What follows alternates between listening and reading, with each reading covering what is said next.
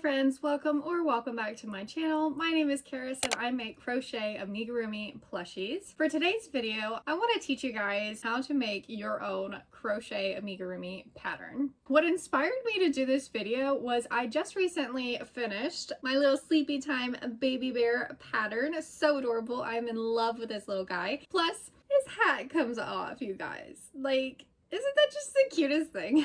Anyways, I am in the progress of getting the pattern tested, and it got me thinking that there's not a ton of help out there when it comes to wanting to write your own amigurumi pattern, and sometimes it's very vague, so I wanted to just make a quick video and help you guys out if you wanted to make your own pattern. So there are quite a few things that I do when it comes to making my pattern. The first thing is a inspiration research phase. So when I wanted to make my little sleepy time bear, I was first trying to figure out how I could do my own just regular bear pattern. So what I like to do is search on Google, on Instagram, on Etsy and stuff, and just see what kind of patterns are out there for bears, what they look like, if they're sitting, if they're stubby, if they're cute and cartoony, if they're realistic, just a bunch of different things so that I can get an image in my mind of like what I would like to do with my pattern. After I looked at all of the pictures and started getting my inspiration, I did take down quite a few notes just on a piece of paper with a pen because I'm not really fancy and I don't have like an iPad that I can draw on, although I would like to eventually. But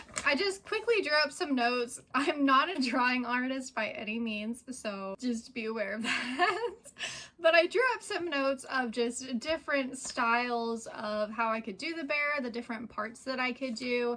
And then I had notes below that just talked about, is it going to be low-sew? If it's going to be low-sew, which parts are going to be sewn together or made together, what has to be put on and sewn on, and just different routes that I could take with this bear. So once you have your inspiration and your research and your drawings, then you can start making up your prototype. Now, this part is not always the most exciting or motivating part. And I say that because sometimes you will make a prototype and you'll just be like, oh my goodness, what am I doing? This looks awful.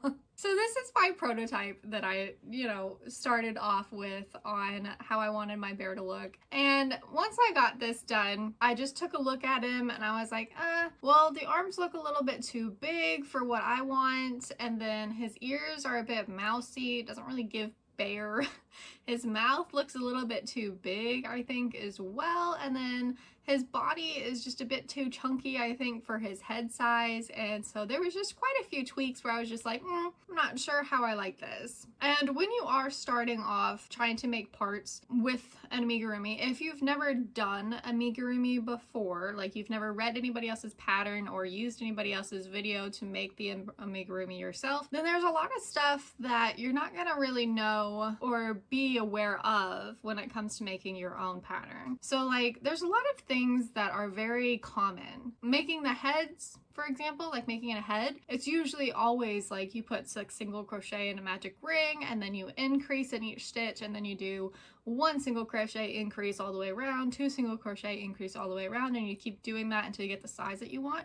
That's very common for a lot of amigurumi heads. So you can use that or a modification of that by doing like 8 single crochet in a magic ring and then increasing and then doing 1 single crochet increase and then keep doing that. And that would give you a different shape of a head, but that's pretty much how a lot of heads are done unless there's some other specific parts that you want to play around with or shapes or anything like that. But if you've never done amigurumi before, you wouldn't really know that. You wouldn't have that starting off point to make a basic pattern. There are some other things too, like arms a lot of times are sewn on, so they're made by themselves, and most of the time you're doing a magic ring with a certain amount of crochets. Maybe it's 4 in the magic ring, and then you increase that around, or you do a single crochet increase on that just to get the diameter that you're looking for for an arm. And if you have a standing pattern, a lot of the times they make one leg and then you make another leg and then you single crochet them together and you attach them at a certain point and then you just keep working around to get the body. So there's a lot of things that you'll learn when you follow somebody else's pattern and when you work on a lot of other amigurumi projects. So I would suggest, if you've never made a pattern before, that you would go and make as many amigurumis as you can from free tutorials on YouTube, paid patterns on Etsy, whatever it is.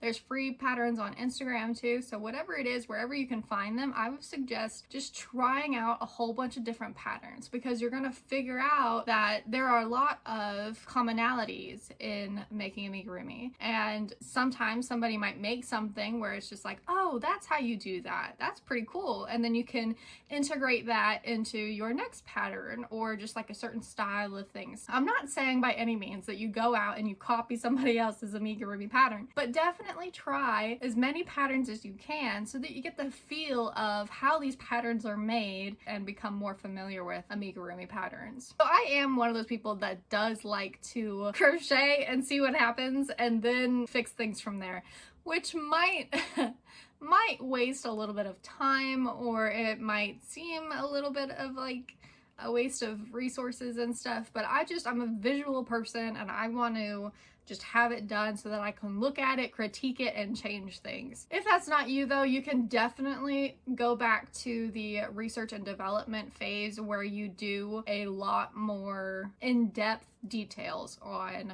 how everything's going to be made. And once you're done with your prototype, then you go on to the next phase of editing and correcting and tweaking to get that pattern exactly how you want it. So this was my next try.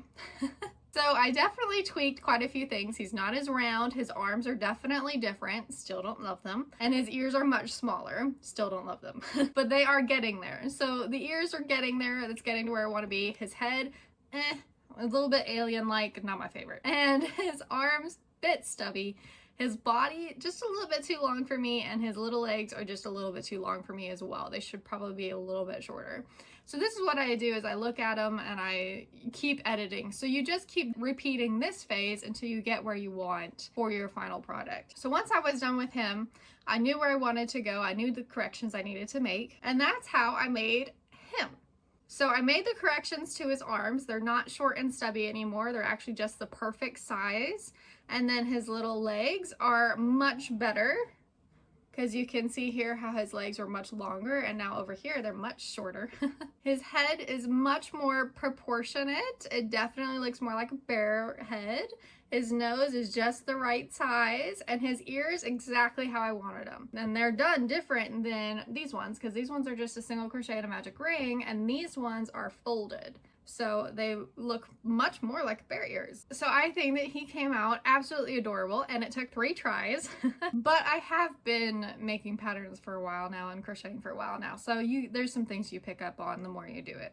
I went ahead after that bear pattern to just go ahead and put him in pajamas for my 3rd try. So this one is what I wanted to do with the pattern. I wanted to make him a lot cuter. I wanted to have a basic bear pattern and then also a fun one that had something else as a part of it. So I wanted to put him in pajamas and give him a little sleepy time hat and something to hold. So he's got a little pillow with a little heart in the middle. This basic pattern, his pajamas are already made into his body, but this is going to be the bear pattern without all of the pajamas and stuff.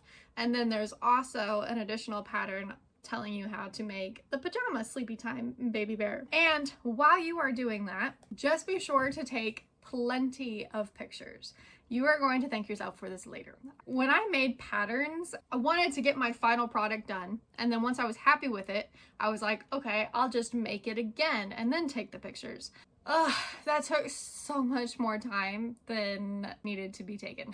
So if I had just taken the pictures as I went along, then that would save me so much more time. So definitely take pictures of all of the steps that you do. When you make 2 arms, take a picture of both arms. When you do something special, take a picture of that. When you make the ears, the head, whatever, take a picture. Just keep taking pictures, because you're going to include those pictures in your pattern when you write it down after. So your pictures are taken, your final project you're happy with, it's amazing, and you've written down everything that you do from start to finish. Now you can go ahead and start writing your pattern up. I love to use Canva for this process. It is a free platform, not sponsored by them, by the way, just so you know, but this is what I use, and it is best way to make really pretty documents. So all you have to do is just go on there, you just create an account, and like I said, it's a free platform. There are some paid features, but you definitely do not need them for writing a pattern. So once you have your PDF made, your pattern written down, everything's nice, your instructions are all together, then you want to have people test it. You want to run a tester call, and you can do this on just pretty much any of the social platforms that you use. You can try and do that for your tester call, and basically you just want to put a picture out of your pattern and say, hey, I need some people to test this for me. I will send you the pattern. You'll have 2 weeks to complete it, and then I will make the edits and publish the pattern 4 or 5 days later. So it's just something simple like that. There's a lot of people who are doing that on Instagram, so you can go through tester calls on Instagram for some inspiration on what they write in their bio for the requirements that they are asking of their testers. Once you have all of that testing done and all of the tiny little things that might have needed to be corrected are fixed, then your pattern is pretty and polished and ready to go. You can sell it, you can make it a free pattern for others, or just do whatever it is you wanted to do with it. I hope this helps show you guys how to create your own pattern and just show you a little bit more of the ins and outs on pattern creation and how I make my patterns. Definitely be sure to leave a comment below if this was helpful for you guys, if you found this helpful. And if you have any more questions, be sure to let me know. Thank you guys so much for watching, and I will catch you guys in the next one. Bye for now.